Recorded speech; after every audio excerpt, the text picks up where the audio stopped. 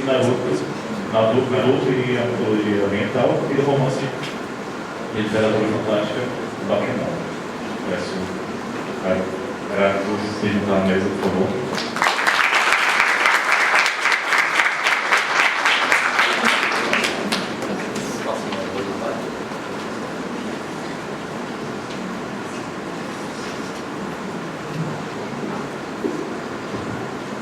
Boa tarde.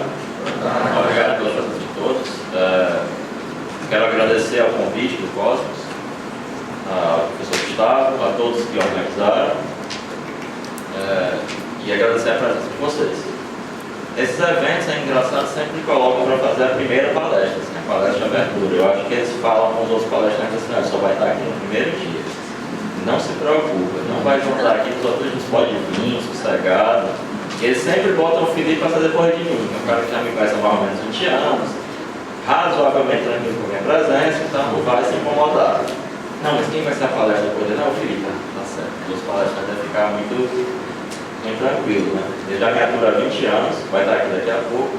Eu acho que quando completar 30 anos de amizade, eu vou dar um relógio de ouro para ele aposentado. Não precisa mais se me aturar, não. Vai para Miami, vai descansar, tá tranquilo, já cumpriu. Bom, hoje eu vou falar de um tema que eu considero particularmente importante, que tem a ver com o método da psicologia analítica. O método da psicologia analítica, ele não é um método que tenha sido criado pelo Jung, mas sim que foi adaptado da filologia e da história. E um dos métodos que ele utiliza, justamente oriundo dessas ciências, e que esse método ele pertence, né, ele está inserido num contexto histórico de um profundo debate epistemológico, principalmente em língua germânica, naquilo que em 1895, né, com o surgimento da história econômica, foi chamado em alemão de Methodenskeit, né, a querela dos métodos, acerca das ciências do espírito e ciências da natureza, que é justamente o método comparativo. No primeiro momento eu tinha feito uma ou outra sugestão para o Yuri, quando ele me contatou, e acabou essa sendo escolhida. Ela é interessante porque eu terminei agora de escrever um livro em que eu trato dos métodos. O método de interpretação de sonhos, o método que é o método fundamental, é a espinha dorsal do método dialético de Jung, e é a base fundamental para todas as perspectivas interpretativas. A perspectiva da interpretação da literatura e da arte em geral, e o método tipológico de uma maneira sucinta. Mas dentro do método de interpretação, dentro daquilo que poderíamos chamar da hermenêutica de Jung, entra com muita força o método comparativo, que é justamente um elemento que faz com que haja uma separação muito clara daquilo que é a metodologia e a epistemologia de Freud para a metodologia e a epistemologia de Jung, que até hoje é um debate, né, que suscita afeto, suscita emoções e esse espírito de fofoca que todos nós temos, né? Então, em vez de falar da vizinha, falar, não, você sabia que o Freud é Jung, né? Então tem isso, né? A gente gosta de estudar os autores, mas também gosta dessa coisa, né, de gossip, né? Ficar falando. Mas para além desse espírito de fofoca, também interessante, né? Há que se preservar também, não sejamos assim tão sérios. Há um espírito de um debate epistemológico que é extremamente importante e que Freud sonegava esse debate, não fazia esse debate, enquanto Jung, pelo contrário, citava seus autores, dizia de onde vinham os seus conceitos e participava ativamente desse debate na perspectiva não tanto do diálogo, mas de que na formulação epistêmica de seu saber, esse debate comparecia com muita força. Então, falar dos aspectos pragmáticos do método comparativo, o pragmatismo ele foi fundado por William James, que é um psicólogo e... Oi?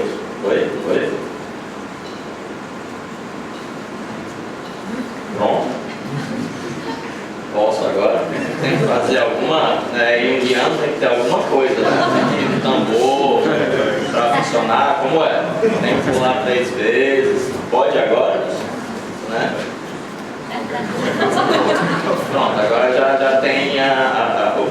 freudiana, a gente já fez uma coisa sobrenatural, parou, né? Então, voltando para o debate epistemológico, os espíritos agora estão quietos, oremos. O aspecto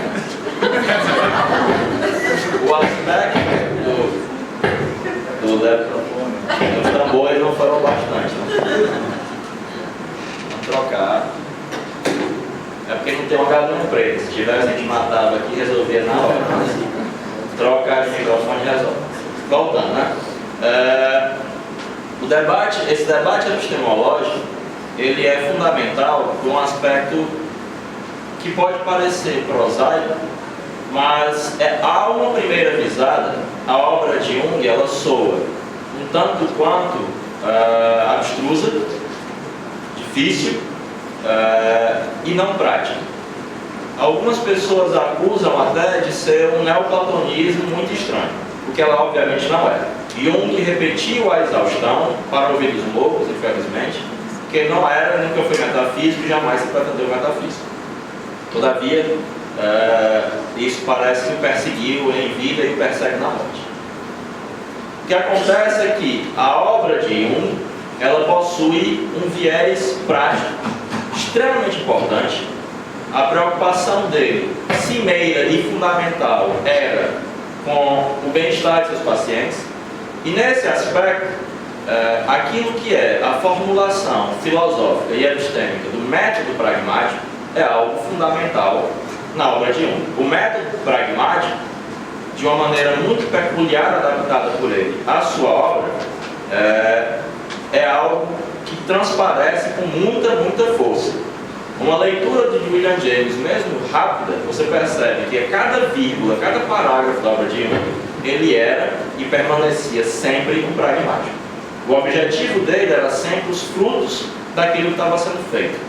Era sempre um objetivo prático, né, de alcançar algo que produzisse uma maior compreensão da clínica, um maior entendimento dos seus pacientes, um maior entendimento do sofrimento psíquico.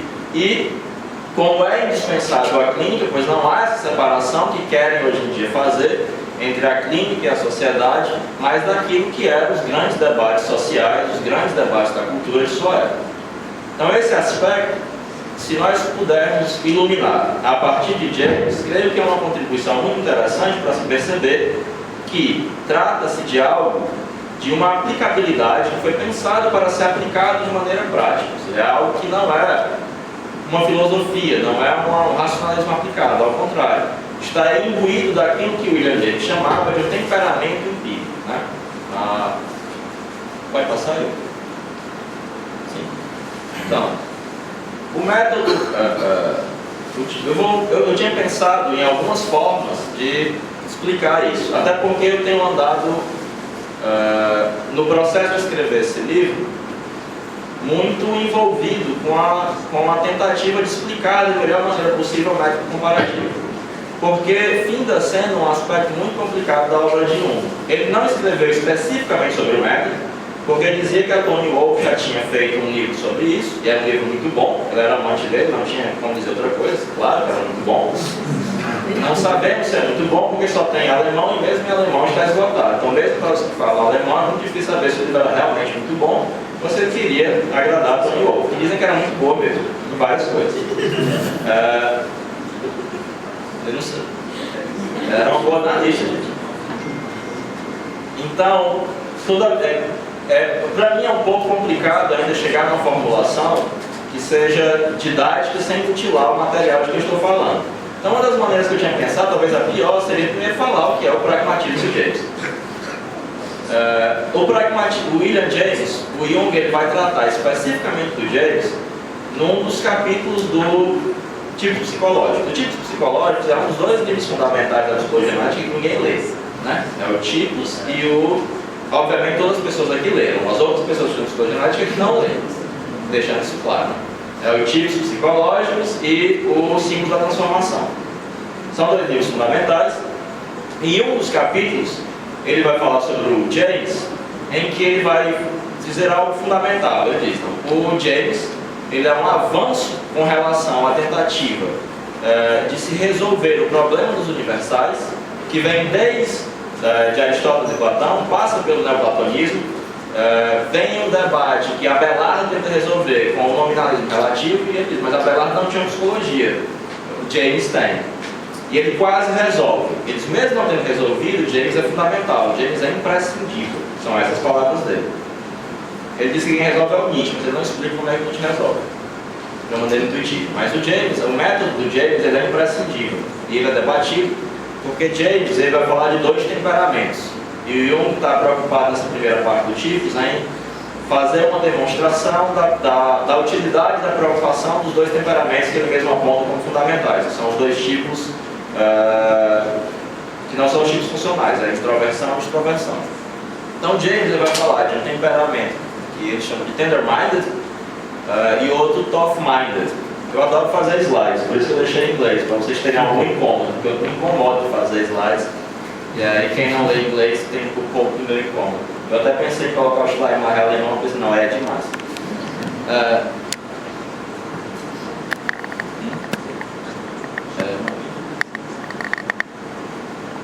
Pois sim, ele também chama isso de temperamento empírico e temperamento racional. Aquilo que demanda o método pragmático é o temperamento empírico, não o temperamento racional. Então ele vai dizer que as pessoas com temperamento racional, elas são racionalistas, intelectualistas, otimistas, religiosos, acreditam na liberdade de free will, exato. Elas são monísticas e dogmáticas. Em contraposição, as que têm a mente mais dura, mais duronas, né? São empíricos, racionalistas, materialistas, pessimistas e religiosos, fatalistas, pluralistas e céticos. O aspecto pluralista é fundamental, porque o que é o pragmatismo? O pragmatismo ele é um método, né, de pensamento, ao mesmo tempo que ele é uma teoria genética da verdade. O método pragmático, ele visa permitir que você observe os fenômenos e que você consiga, ao observar esses fenômenos, ganhar trabalho, que você consiga agir com eles de uma maneira mais rápida, de uma maneira que você ganhe tempo. Ao mesmo tempo, há uma diferença fundamental, e essa diferença fundamental que eu quero marcar aqui para não gastar muito tempo explicando simplesmente o que é o pragmatismo, para não virar uma aula de pragmatismo, não é esse o objetivo, que enquanto uma teoria genética da verdade, o pragmatismo não acredita na verdade, ele acredita em verdades. No sentido em que o sujeito que tem um temperamento racionalista, ele não se sente à vontade com fatos, ele vira as costas aos fatos. E ao virar as costas aos fatos, ele vai procurar uma resposta, algo que James chama de solução verbal. Essa resposta, na hora que ele consegue essa resposta, ele pode descansar. Ela faz com que o trabalho se encerre. Então, alguém com um temperamento racionalista, ele acha que o mundo, a psique, o homem, é um enigma. E quando ele consegue a resposta desse enigma, seja ela a alma, a energia, a vida, o princípio vital, ele pode descansar. E a resposta é uma resposta unívoca. O pragmatismo, ele não acredita em uma verdade, mas em verdades. E ele só está à vontade com os fatos. Só está à vontade, ele não está à vontade com esse racionalismo puro. Ele acredita naquilo que o James chamava de verdades operacionais. E as verdades operacionais podem ser várias. Porque uma verdade operacional é justamente aquela que me permite gerar mais trabalho. Por exemplo, o Jung faz uma crítica no tipos psicológicos ao pensamento razoavelmente mágico de movimentos místicos da sua época, como a Christian Science, como a Rosa Cruz, que ele vai dizer o seguinte: olha, essas pessoas vão dar uma explicação sobre algo, por exemplo, sobre a fenômenos paranormais. Não, porque tem uma vibração, e aí essa vibração tem isso daqui, ele vai dizer, olha, esse pensamento é estéreo. Por que ele é estéreo? Porque na hora que eu digo vibração, eu não sei o que diabo é uma vibração, mas eu acho que encontrei uma resposta. Logo eu paro de trabalhar. Uma verdade operacional para o pragmatismo, ela é não uma resposta verbal. Ao contrário, ela é um programa para mais trabalho. Ela não me permite descansar, ela me permite, ao contrário, observar os fenômenos com uma renovada possibilidade de extrair deles uma inteligibilidade. Tendo posto isso,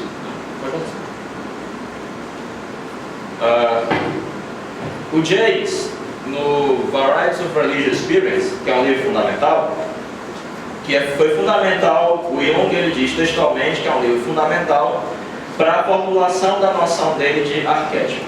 Mas não entraremos nessa seara. Ele só estou dizendo que foi, e vocês quiserem, podem ter a curiosidade de pesquisar o porquê e como. Mas nesse livro eu peguei um exemplo daquilo que é o pensamento do James. Porque ao tratar dos sentimentos religiosos, que é o intuito dele nesse livro, ele vai dizer que você tem duas maneiras de pesquisar qualquer coisa. Essas duas maneiras são através de julgamentos existenciais e de julgamentos espirituais. O que é um julgamento existencial? É quando eu me pergunto de onde uma coisa veio, qual é a história dela, como ela se originou. E o julgamento espiritual, ele também chama de um julgamento de valor, em que eu vou me perguntar, bom, qual é a sua importância e significado quando ela já está aqui? Porque o valor só pode ser oferido pelos frutos de algo, não pela sua origem. E esses dois julgamentos, eles vêm de preocupações da mente diversas, que eles têm que ser feitos separadamente e depois a mente os une. Mas eles são logicamente opostos. E o método de Jung, ele junta justamente, assim como o James, no Varieties of Religious Experience, dois métodos que são logicamente opostos. São eles o método redutivo causal e o método quantitativo final, ou seja, a causalidade e a finalidade. O aspecto que nós vamos tratar aqui, o método comparativo, ele diz respeito justamente à finalidade. E é o aspecto que o Jay chama de spiritual judgment. Então ele usa um exemplo muito interessante no Varieties. Ele passa os dois primeiros capítulos trazendo algumas justificativas da sua plateia, uma palestra proferida na Escócia, em que ele vai usar um exemplo muito interessante sobre a Bíblia, sobre a exegese bíblica que se fazia mais moderna em sua época, que passava a tratar mais de julgamentos existenciais, a se perguntar pela história da Bíblia, pela história das pessoas que escreveram. E aí ele vai dizer, mas o valor da Bíblia como revelação jamais pode ser oferido de julgamentos existenciais. De onde ela veio, qual é a sua história, quem a escreveu. Para você fazer isso, você já precisa ter de antemão uma teoria. Você precisa ter um julgamento espiritual. Ele diz, se o meu julgamento espiritual for, a Bíblia deve ser algo perfeito, sem nenhum erro, sem nenhuma contradição, para ela ter um valor enquanto uma revelação. O meu julgamento desses julgamentos existenciais será se eu pensar, a despeito de ser escrita por homens, de estar imbuída de uma história e ser imperfeita, ainda assim ela tem valor. Enquanto revelação, o meu julgamento espiritual acerca dos julgamentos existenciais que eu vou oferir dela será outro. Isso coloca uma questão muito importante, que o nosso julgamento espiritual que nós já temos a priori é a teoria.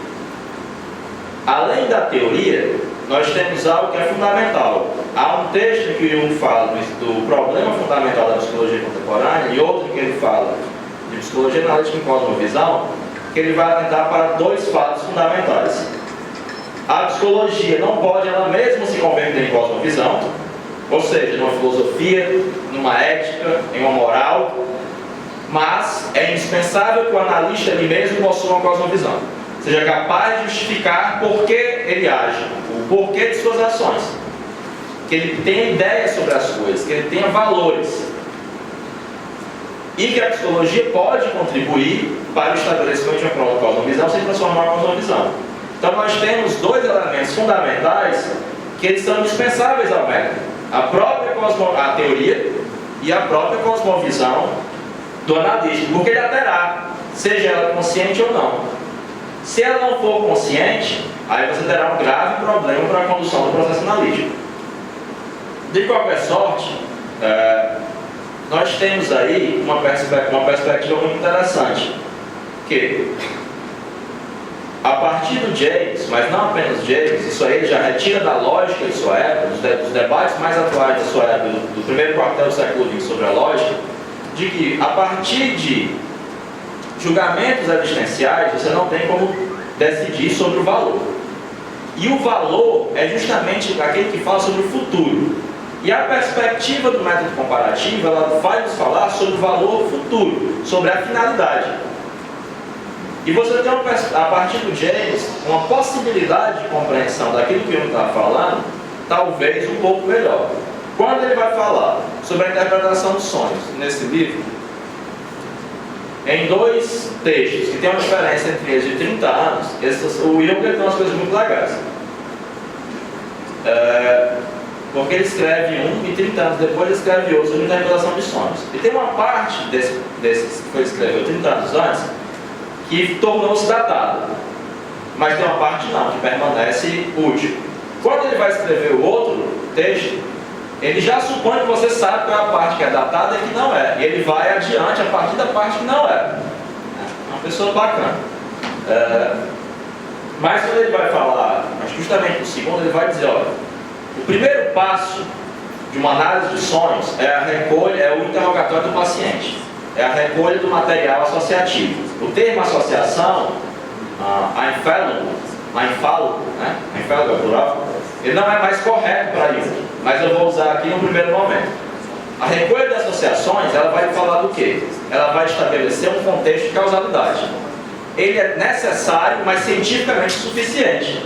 Por que ele é cientificamente suficiente? O Jung não deixa claro aqui, mas é cientificamente suficiente se observarmos aquilo que o William James fala no Variety. Porque a perspectiva da finalidade, a perspectiva futura e a perspectiva do valor não pode ser auferida por julgamentos espirituais. Até aqui vocês estão me acompanhando? Sim? Eu programei a minha fala para durar mais ou menos 1 hora e depois 1 hora para vocês fazerem perguntas, né? As pessoas já foram com os alunos, sabem a coisa de perguntas doidas. Já tem uma regra, né? Só quem lê meus livros é que pode fazer uma pergunta completamente tapafúria. Que aí tem todo o marketing, porque sempre me fazem perguntas completamente tapafúria. Está falando de método comparativo, alguém perguntar, mas o que é o inconsciente coletivo? Sempre tem, né? Qual é o signo do Jung? Muito importante, mas não estamos tratando disso. Então, voltando. Esse aspecto que é necessário, mas que não é suficiente, é justamente isso. A perspectiva do valor, ela não pode ser auferida simplesmente pelo interrogatório, pelas associações. E mais, há uma dificuldade fundamental nessa compreensão, justamente pelo abandono que Jung faz resoluto do método freudiano. Qual é o método freudiano? Todo mundo aqui sabe, né? Obviamente. A minha telepatia não está boa, assim, porque está dando interferência. Pode falar. A associação livre e a observação flutuante. A associação livre, diz o Jung, ela é uma espécie de zigue-zague, em que começa assim. Vamos supor que você sonhou com uma lagosta. E a pessoa diz, não, o que é que vem a cabeça com lagosta? Não, vem mar, e aí vem barco, e aí vem o meu tio, e aí meu tio morava do lado de um circo, e ali tinha uma não acrobata, me lembra não acrobata. Então perceba que a associação livre, ela vai se afastando da lagosta com a não acrobata, né? Que aí lembra o Tyrion Lannister, que aí lembra Game of Thrones, que aí lembra peitos, aí vai, entendeu? E você cada vez mais não lembra, e aí você vai se esforça e você não lembra, né? E aí vai cada vez mais se afastando. E ele diz o seguinte, olha, isso é revelador dos complexos, mas isso não me revela absolutamente nada sobre o significado daquela imagem, qual o valor daquela imagem, nem o que aquela imagem deve operar. O Jung não vai trabalhar mais com associações, ele vai trabalhar com amplificação. Tudo aquilo que o paciente traz já são amplificações. O que é que isso significa em termos epistemológicos? Significa que quando eu estou... primeiro, o que é uma amplificação? Sejamos epistemológicos muito claros. Amplificação é quando? Pode passar aí. Até coloquei mais. Não, eu não botei. Então, uma amplificação é quando, através da junção de numerosas versões análogas, eu consigo tornar mais clara determinada imagem, determinado material. Ou seja, eu coloco diversas junções, versões análogas daquele tema, daquela imagem, daquele material, e essas versões análogas me permitem uma melhor compreensão, uma amplificação daquele significado, daquele sentido. Na perspectiva de Jung, você vai chegar a um aspecto fundamental que tem a ver com aquilo que ele vai chamar de realidade psíquica. A própria descrição do sonho, ou o próprio método descritivo, o método empírico descritivo, já faz parte do método comparativo, do método de amplificação. Por quê? Porque ao falar do sonho, o sonho é algo que eu não vou ter um acesso direto. A própria narração do sonho já é amplificação. A descrição do fenômeno psíquico já é ela mesma uma versão análoga. Porque o fenômeno psíquico, ao mesmo tempo em que eu só tenho acesso ao psíquico de maneira imediata, ao mesmo tempo ele me é algo razoavelmente inacessível. Nós guardem isso no bolso do colete, que nós voltaremos a isso mais tarde, na definição dos conceitos enquanto conceitos limites. Então, quando eu estou em psicologia, na física é uma beleza. Porque aí um carro caiu de uma ribanceira. E aí eu posso abstrair aquele fenômeno e transformá-lo no fenômeno psíquico. Eu posso transformar numa equação matemática. Ou seja, eu consegui traduzir em outro meio um fenômeno físico. Ele foi traduzido no fenômeno psíquico. A psicologia, ela se depara com uma dificuldade fundamental, porque o fenômeno psíquico é traduzido no mesmo meio. Logo, toda e qualquer tradução desse fenômeno psíquico ela já vai ser uma amplificação. Porque não há um ponto arquimediano. Você fala do psíquico no psíquico. Por isso o Jung usa uma expressão em latim que é ignotius per ignotum, o desconhecido pelo mais desconhecido ainda. De novo, guardem isso, voltaremos. Algo que não estão muito versados aqui no latim, não vai ficar completamente obscuro. Logo, não faz mais sentido falar em associação. Tudo que o paciente traz já é uma amplificação. Já é uma versão análoga que vai me permitir ampliar o sentido daquilo que está sendo trazido naquela imagem. Isto fica claro, porque isto é fundamental. Sim ou não? Sim? Né? Ok? Tranquilo? Podem falar telepaticamente também. É junguiano aqui a coisa. Ok. Então o que acontece? Nesse sentido, você vai ter essa perspectiva do método comparativo, do método de amplificações, que ele já vai estar implicado, inclusive, no método que Jung alega ter tirado das ciências naturais, que é o método empírico descritivo. O método empírico descritivo ele serve para dizer como as coisas são, de que maneira elas acontecem, mas jamais diz o porquê. Porque em psicologia não temos porquê. O porquê é guardado aos filósofos, que eles mesmos não conseguem. Assim, eu acho que eles já perceberam que se encontrarem algum porquê, eles estarão desempregados. Então permanece sempre de novo em busca desse porquê. Pode passar? Não, passa isso aí. Ok. Então, o método comparativo, aurido da filologia e da história, que é um dos locais epistemológicos onde eu me situo, ele vai me falar do futuro e do presente, não tanto do passado. Ele tem a ver com a perspectiva finalista, uma perspectiva da finalidade. Não se trata de teleologia, não sei para onde vai, eu sei que vai. E esse método, há um autor que influenciou profundamente Jung, que foi Friedrich Schleiermacher, que é considerado o pai da hermenêutica universal. Antes havia só hermenêuticas regionais, ele vai fazer uma hermenêutica universal com o intuito fundamental de melhor compreender as Sagradas Escrituras, né? O Torá e a fanfic que fizeram depois, que é o cristianismo. O Torá.